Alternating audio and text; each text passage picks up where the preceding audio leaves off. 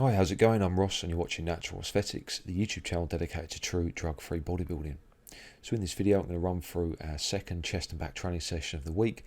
This is a volume orientated session, so by that I mean generally we do more sets per exercise, 3 or 4 sets for each exercise.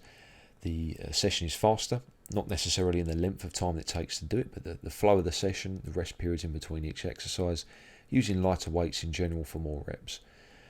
So, if you haven't seen the first video where we train with a HIT style, then I'd advise you to do that so you can get the juxtaposition between the two styles of training. I think they supplement each other quite well, with these volume sessions being later on in the week to kind of aid recovery. And yeah, a couple of sets we go pretty close to failure, if not, using maybe a couple of forced reps here and there, but there's a big difference between failing at the 20th rep on like a lat pull down and doing rest pulls on chin-ups where you're using weight that will only allow you to do 4 to 8 reps, and then maybe doing another couple and another 1 or 2.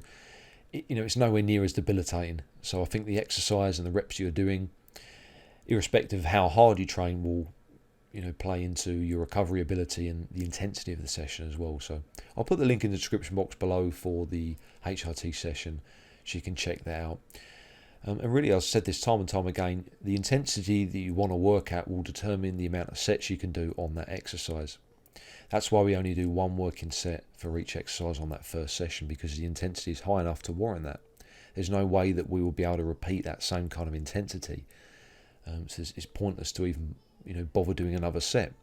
Whereas with this style of training, just stopping short of failure, we're able to bang out multiple sets at that same weight for those same reps, and that's because the intensity is lower. And again, I'll link the video in that explains that and illustrates that in the description box below.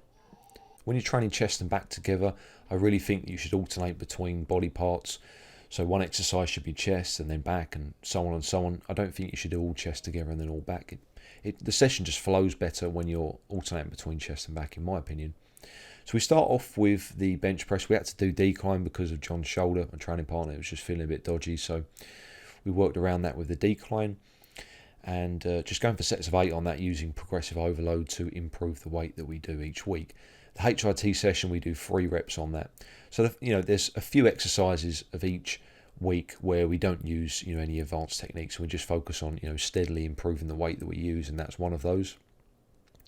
And then from that point on, we can kind of speed the session up, really pump out a lot of sets. We do the low row, dumbbell press, lat pull down, incline flies, and then some pullovers supersetted with cable pull downs for the lats.